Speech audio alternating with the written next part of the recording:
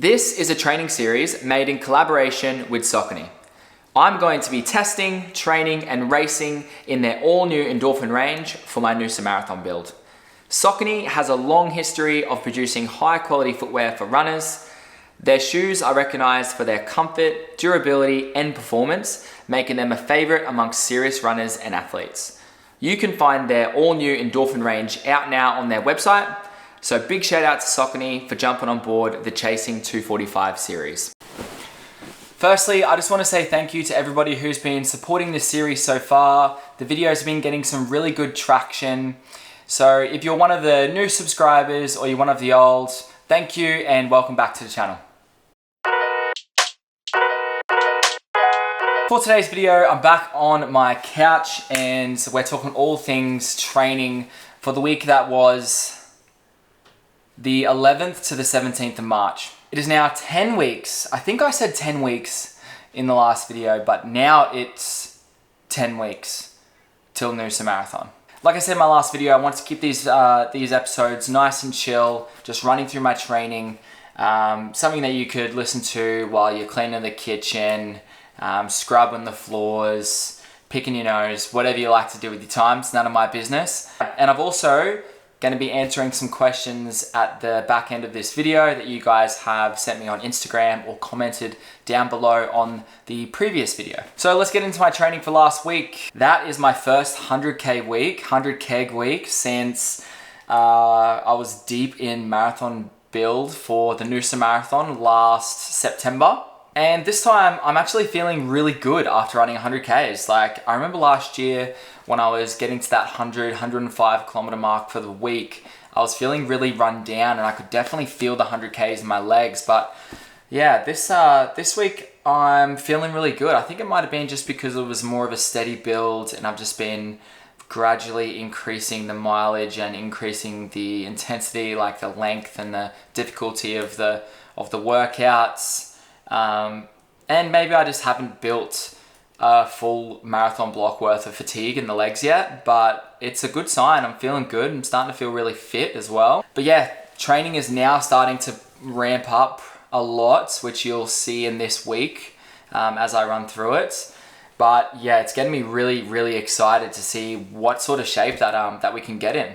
And I'm really excited to see where the next few weeks will take us. All right, so let's go through my Strava for the previous week. And if you haven't watched the previous episode, I would recommend doing that just because I talk a little bit about the purpose behind the training, who's coaching me, and yeah, some more details along those lines. So if you haven't watched that video, pause now, go back, watch the previous one, and then yeah, come find me again on this video. Starting off the week on Monday, of course, Monday. We've got an 8K recovery run, so 40 minutes recovery, just nice and easy, done at 5:05 pace. And I was wearing the On Cloud Eclipse. So the On Cloud Eclipse, I'll put a photo either side of my head right now. They've been my go-to easy running shoes, my go-to long run shoe as well, which I will get into at the end of the week. Yeah, I really like them. I've done about 260 Ks in them. I think I'm going to get them to close to 400K before I give a full review. Whether that will be in this video series or not, I don't know, probably. I'm stacking up the Ks pretty quick with these 100K weeks. But yeah, 8Ks easy, 5:05 pace, kept it nice and chill. Probably a little bit faster than recovery, but like you always say, I was feeling good. But yeah, average heart rate 136. So I guess that makes sense. Was feeling pretty good. I also went to the gym on that Monday. I did some legs, 25 minutes in the gym. Just did with some like dumbbell split squats. So like lunging with your foot on your back foot up on a step. I did some front squats with the barbell, and then I just did some band work trying to like strengthen my glutes so my ITB doesn't give me dramas on the big mileage, which I will say I haven't had any dramas with the ITB this whole prep. Touch wood. Yeah, I don't have any wood around me, but fingers crossed, like I don't have any dramas. I've had dramas in the past, but I think I've been on top of my glute work and it's paying off. It's paying dividends. Then we go into Tuesday, which is my first session for the week. We've got, this one was probably the hardest session I've done in a very long time. It felt like a race, almost like a race effort. Mixture of fatigue from the long run 2 days before. Just running in the late afternoon after a big day. They both stack together and make for a pretty tough session.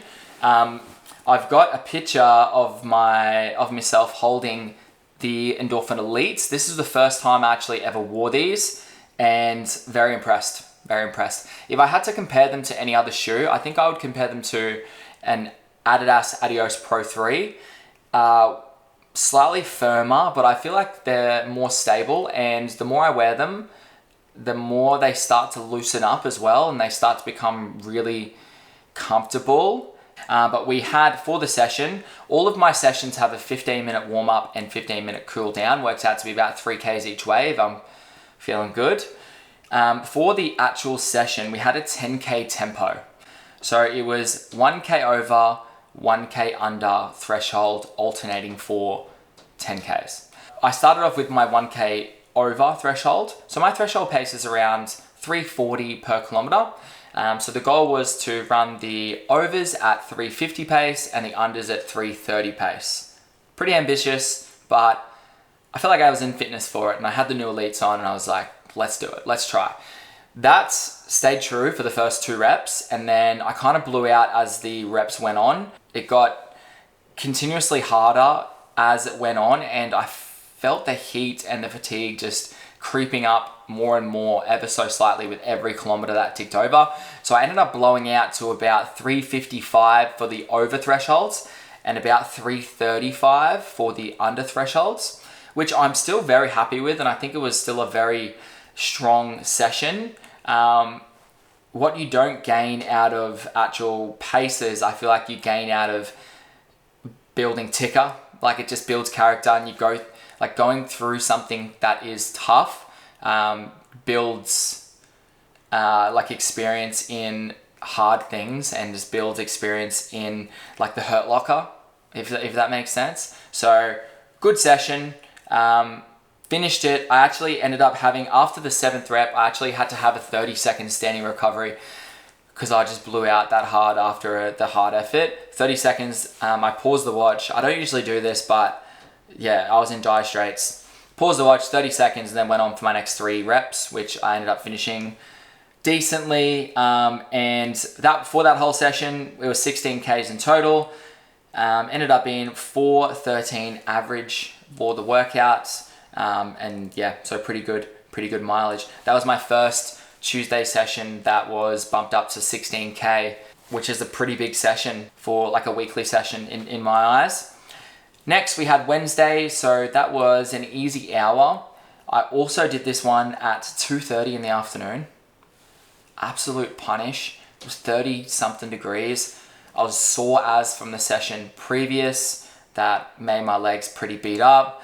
So yeah, heart rate was fine, 138 beats, pace 510 per kilometer, so a bit slower than my easy pace, and I was just shy of 12K in the hour. So I was hurting a bit in that one, but pulled it up a little bit because I wanted to sort of still, I didn't want to add more fatigue on, knowing that I had a decent run the next day, which brings me on to Thursday, where I had 80 minutes. So I've got in the description here, with the easy run the day before, I wore the On Cloud Eclipse as well. So for Thursday, I had 80 minutes easy. I've got in the description here, first time I felt good on an afternoon run in a long time. Temperature drop helped a lot. Runs like this remind me why I love running. So this was just one of those runs where I felt good. The temperature was nice and low. I was feeling cooler. I got to run a lot later in the afternoon. This one was at 4:30. And the stars just aligned, and I just had such an enjoyable run. And it just reminded me why I love running. Like, you have those tough sessions and you think, fuck, why do I do this? But you do it because you've got to have those hard days to make the good days feel great, I think.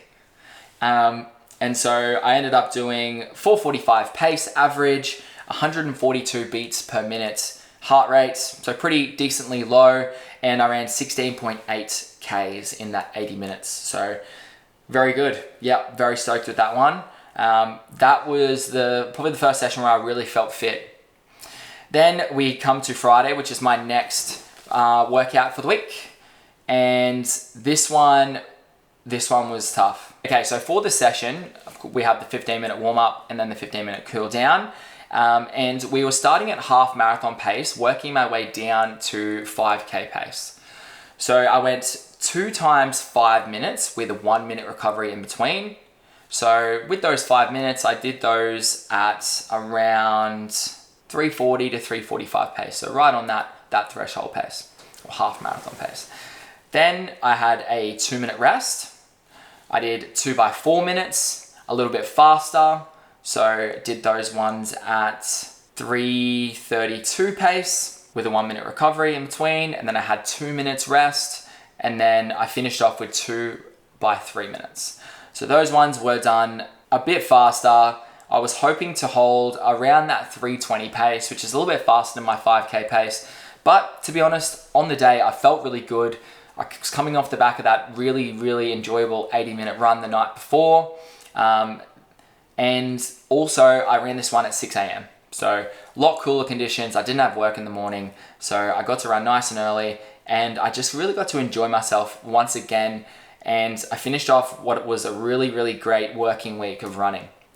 Then we move on to Saturday. Saturday is where, like I said last week, I do my social run club, which is Up Track Club at the Burpengary AFL fields. I write them a little workout, and I usually just jog around and try to get content of everybody, and I just treat it as a nice easy day. So I had 40 minutes of running and I ran 8.5 Ks, so just shy of 5 minute pace. So nice and chill, got some content of the boys. Yeah, just another day where I get to enjoy myself and take it a bit easier before we prep for the big Sunday longie. So that takes me to Sunday. This was one of the bigger marathon sessions I've probably ever done. So it was 28 Ks in total. The first 15 were done at easy to moderate pace. I ran those about 4:45 pace. Then we went into the long run workout. So it was 3K, 2K, 1K, 1K, 1K. All of those had a 1K float in between. And we were increasing the paces each time the distance of the rep decreased. The first 3K I did at 4:04 pace. Okay, so slightly slower than marathon pace. Then the next 2Ks I did slightly faster, so 3:57 pace. So again, slightly slower than goal marathon pace. Then the last 3 1Ks were all done at the same pace, and they were done at goal marathon pace. So that was 3:52, 3:50, and then 3:51. All of those floats in between were done at around 4:25 pace. To be honest, I just had easy to moderate written on the plan, and that was what easy to moderate felt like at the time. I was recovering well. I felt really strong. I nailed my fueling for the run. So basically for the workout, I wore the On Cloud Eclipse for the first 15K. After that 15K, I had a bit of a break, changed my shoes, and got some fueling in. So on that 15K warm up, I had one Morton Gel 160, about 45 minutes in. And then when I got back to my car and I was changing my shoes, I was changing from the On Cloud Eclipse to the Saucony Endorphin Elites, which by the way are sensational, because I wanted to wear those for the faster parts of the marathon session. And I also wanted to not only wear them in, but also just get used to running in them at marathon effort and on tired legs. I had liquid carbs that I was hydrating myself with and building up the glycogen stores as I was changing my shoes. And then I had one more gel that I had with me, which I had after the 2K effort in the marathon session. This worked out to be, I think, about 60 grams of carbs an hour, and I could feel the benefits of being nice and carved up. It's honestly a game changer if you can nail your fueling. You just feel less fatigued, you feel less tired, you feel so strong as you're working through. So yeah, that was 28 Ks in total, 425 per kilometer average. So it worked out to be that perfect pace that I was floating at the end. And when I finished that workout, I felt like I could have ran 5 more K. I wasn't feeling completely depleted. My legs weren't completely written off like they have been after some other big marathon workouts. So I think that is a good test of fitness. It's showing that I'm in good shape. And looking at the week that I've got planned for this week I'm currently in, it's ramping up quite a lot, and I've got a big boy run on Sunday. Definitely will be the biggest run I've ever done, easily. But that is my week of training. It was 104.25 kilometers for the week. I feel like we're going to be clocking a lot of 100K weeks in the future. So that's my week of training for the 11th to the 17th of March. Something that I did say at the end of the video last week is that I would answer a few of your questions that you guys have sent in. So let's do that now. All right, so let's go through a couple of the questions that you guys have sent in. First one, how come I don't take a rest day? So I know I'm not an elite runner by any means, but I have been training for the last 3 years pretty seriously, and I feel like I've earned the right to do the mileage and train every single day consistently. My body feels good running every day. I'm not overreaching. I'm not pulling up sore, and I know that if I am feeling really sore, that I will just take it a bit easier on that day. Still run, for example, like my Monday, but just treat it as a recovery day. And I feel like my legs actually feel better because I'm sort of flushing out the nasties and getting that recovery aspect while still running, okay? But what you can't do is going out and doing every single run as hard as you can, because then, yeah, you're not going to be able to run every single day. It's just not sustainable. All right, moving on to the next one. Oh yeah, so I had someone comment on the video last week saying just a lot of reasons why it's better to run in the morning, how you feel lighter, it's cooler, you don't have like the fatigue from a long day, and trust me, I agree with you 100%. But the way my work schedule has been the last couple of weeks, I've been doing a lot of morning shifts. So I work from 4:45 to 10:15 or 4:45 to 10 a.m. in the morning, which makes it impossible to run in the morning, and I have to run in the afternoon. So it's not by choice that I'm running in 30-degree heat in the afternoon just so I can complain about it. It's just all that I can do right now. It's just sometimes you just got to do what you got to do. All right, next one. You're a hybrid athlete, so you carry more muscle than most marathoners. Will you drop any weight to try and make the marathon easier at a faster pace? So it's funny that you asked that. That one was asked by Steve, whose podcast I went on, Eat, Sleep, Run, Repeat. It's funny that you asked that because I jumped on the scales for the first time in a few weeks, and I actually was under 70 kilos for the first time since probably preschool. And it scared me a little bit, to be honest.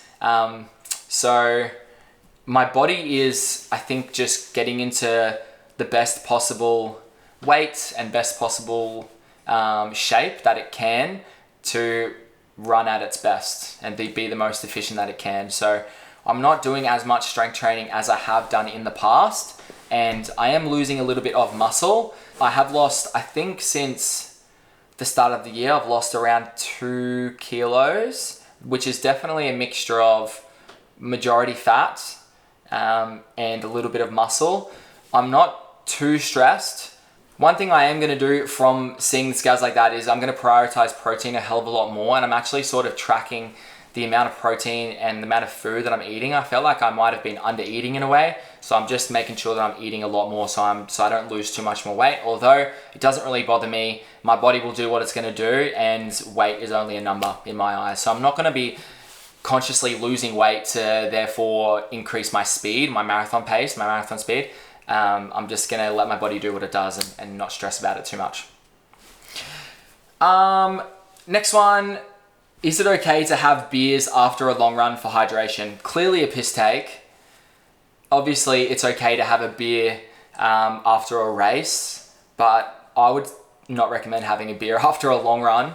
The first thing you should be doing is getting protein, electrolytes, and carbs in, and just replenishing all that you've lost in that long run, especially if it's a tough session. Or anyways, like all you've been having probably for the last 2 hours is liquid sugar and carbs, and it's just not good for you. So it's good to actually replenish your body with some good stuff. I know it was a joke, but yeah, by all means, have one after a marathon, have two, have three. They're probably the best beers you'll ever have in your life. But yeah, I wouldn't recommend having them after a longie. And last question for today, we've got, if I can run a 16-minute 5K, what could I run for a 100-mile race? That is the most broad question I've ever been asked in my life.